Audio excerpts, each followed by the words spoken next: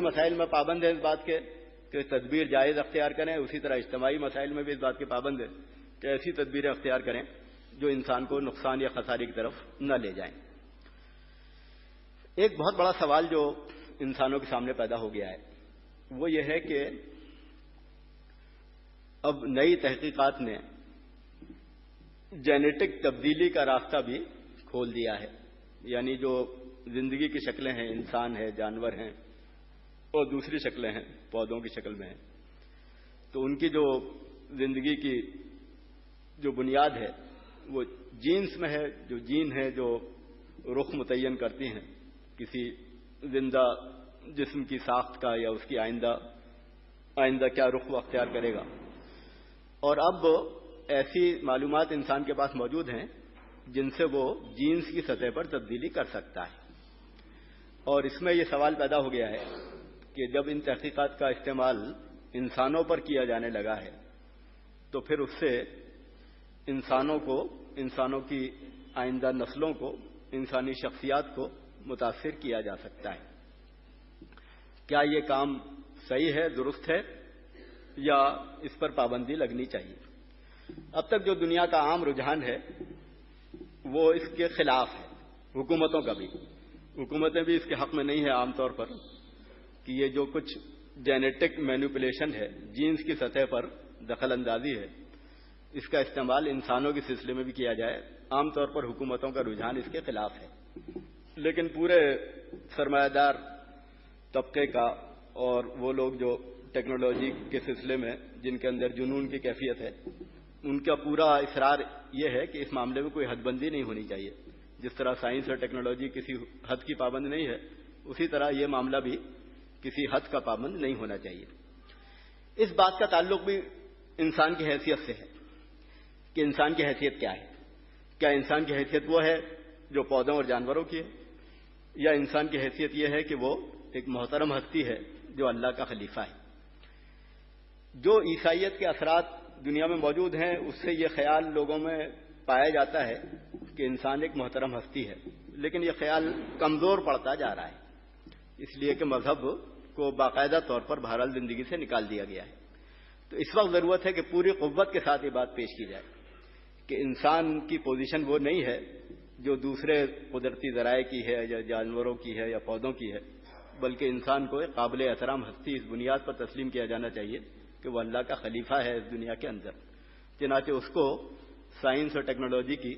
دخل اندازیوں کا شکار نہیں بنایا جا سکتا۔ یہ بات آپ پیش کریں گے تو اس سے دنیا کو وہ رہنمائی ملے گی جس کی اس کو ضرورت ہے۔ تو یہ جو چند مثالیں تھیں یہ اس لیے پیش کی گئیں کہ دور حاضر نے بعض سوالات پیدا کیے ہیں اور ان سوالات کے جوابات بھی لوگ تلاش کر رہے ہیں، مگر جوابات کی تلاش میں بڑی بے اعتدالی پائی جاتی ہے، اور اس کی ضرورت ہے کہ اسلام کے نمائندے، اسلام کے ترجمان اس میدان میں آئیں اور وہ صحیح جوابات فراہم کریں، اور پھر اس سے تحریک اسلامی کی معنویت سننے والوں کے سامنے واضح ہوگی۔ وآخر دعوانا الحمدللہ رب العالمین۔ اس موضوع سے متعلق اگر سوالات ہوں تو کر سکتے ہیں۔ اس دور میں بس گفتگو یا تحریر کے ذریعے ثابت کر دی جائے گی، جبکہ تحریک اسلامی کیڈر بیسڈ ہے اور لاکھوں افراد ایسے تیار کر رہی ہے جو عملی دنیا میں اسلام کا ریلیونس کا ثبوت دے رہے ہیں۔ نبی کریم صلی اللہ علیہ وسلم نے اپنے زمانے میں قرآن، حدیث، بدلے ہوئے انسان یعنی صحابہ کو بھی پیش فرمایا۔ کیا جماعت کے اس کیڈر کے رول پر کچھ روشنی ڈالیں گے کہ اسے اور زیادہ مؤثر بنانا دور حاضر کی اشد ضرورت ہے؟ یہ بات صحیح ہے کہ جو ریلیونس کے سلسلے میں کوشش ہے وہ محض بات چیت یا تحریر تک نہیں رہ سکتی، بلکہ اس کا عملی ظہور بھی ہونا چاہیے۔ تو جماعت کے کیڈر تک اس کو محدود کرنے کے بجائے آپ امت مسلمہ کی بات کریں، زیادہ صحیح بات ہوگی کہ جو ہم چاہتے ہیں کہ موجودہ دور کے مسائل کا جو صحیح حل ہے وہ صحیح حل امت مسلمہ کی عملی زندگی میں نظر آئے۔ تو جماعت کے کیڈر کا رول جو ہو سکتا ہے مؤثر اس کو بنانے کا، اس رول کی بات کسی حد تک ہم سے متعلق ہے کہ ہم جماعت کے کیڈر کو اس سلسلے میں علمی طور پر تیار کریں، ان کو اس بات کے لیے تیار کریں کہ وہ صحیح نقطۂ نظر تک پہنچ سکیں، اس کو پیش کر سکیں، لیکن اس کی جو عملی شکل ہوگی وہ بہرحال امت مسلمہ کی اجتماعی زندگی میں نظر آئے گی۔ پچھلے دنوں آپ پارٹی کے نیتا بھی جماعت کی دفتر میں آئے تھے، تو وہاں بھی جماعت کے لوگوں نے بات کہی کہ جب تک خدا کے تصور کو نہیں مانا جائے گا تو وہ کرپشن ہم لوگ دور نہیں کر سکتے۔ اسی رپورٹس ویب سائٹس پر ہماری ہیں، لیکن وہ جس طرح ڈیبیٹ دنیا میں چل رہا ہے ایسا، تو اس طرح میں اگر ہم لوگ دین کی ایسی بات رکھتے ہیں تو تھوڑا سا irrelevant ایسا لگتا ہے آج کی دنیا میں، تو وہ اس کو کیسا ہم لوگ دور کر سکتے ہیں؟ جو سوالات لوگوں کے سامنے ہیں اس پر کچھ سرسری گفتگو کے بجائے ذرا زیادہ تفصیل کے ساتھ ان سے بات کریں، ان کی الجھنوں کو، ان کی پریشانیوں کو زیادہ تفصیل کے ساتھ سمجھیں اور بات ان سے اس موضوع پر کریں۔ اس میں خود بھی ہمیں تیاری کرنی ہوگی، خود سوچنا ہوگا کہ ہم کن پہلوؤں کو پیش کریں، اور ہمیں تحقیق بھی کرنی ہوگی قرآن و حدیث کے اندر۔ لیکن وہ بات بھی اپنی جگہ ہے کہ لوگوں کا جو ذہن ہے وہ ذہن بعض مسائل کو اہم سمجھتا ہے اور پیش کرتا ہے، جبکہ بعض دوسری باتیں اس سے زیادہ اہم ہوتی ہیں۔ تو ہمیں اس پر بات تو کرنی ہوگی جو اس باتیں لوگ پیش کر رہے ہیں، لیکن ہمیں دوسرے پہلوؤں پر بھی توجہ دلانی ہوگی۔ تو اس حد تک تو تسلیم ہے کہ ہم جتنی سرسری گفتگو کر رہے ہیں وہ کافی نہیں ہے، بلکہ ہمیں زیادہ تفصیل سے بات کرنی چاہیے۔ لیکن یہ بھی ضروری ہے کہ جتنی باتیں لوگ لائیں بس اسی تک ہماری بات محدود نہ رہے،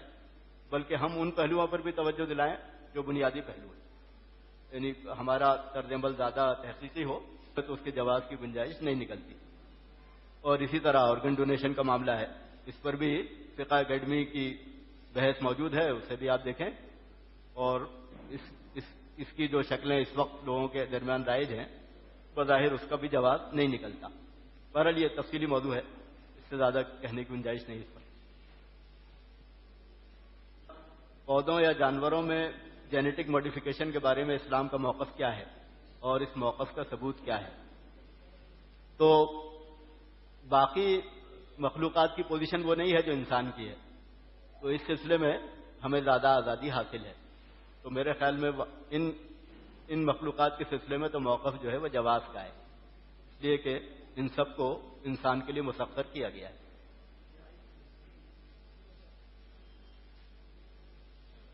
یہ سید عبد القادر صاحب نے لکھا ہے، معنویت کی تلاش میں انسان انحراف کی طرف جا سکتا ہے، اس کی ایک دو مثالیں بتائی جائیں۔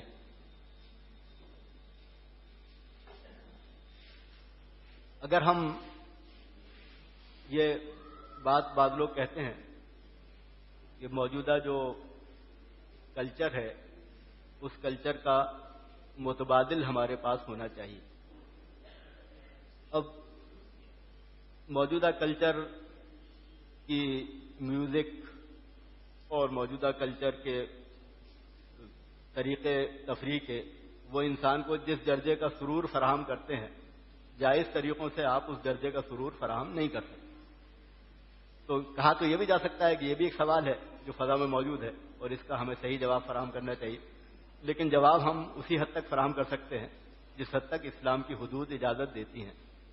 تو انسان کی بعض ضروریات وہ ہیں جن کو اسلام نے ضرورت تسلیم نہیں کیا ہے، مثلا اس درجے کی تفریح جس درجے کی تفریح مغربی انسان چاہتا ہے اس کو ہم جائز ضرورت نہیں سمجھتے۔ تو یہ بات تو صحیح ہے کہ انسانوں کی طرف سے جو کچھ بھی طلب کیا جائے اس طلب کا صحیح جواب ہمیں دینا چاہیے، مگر وہ طلب معقول حدود میں ہو، ورنہ یہ بات انحراف کی طرف لے جا سکتی ہے۔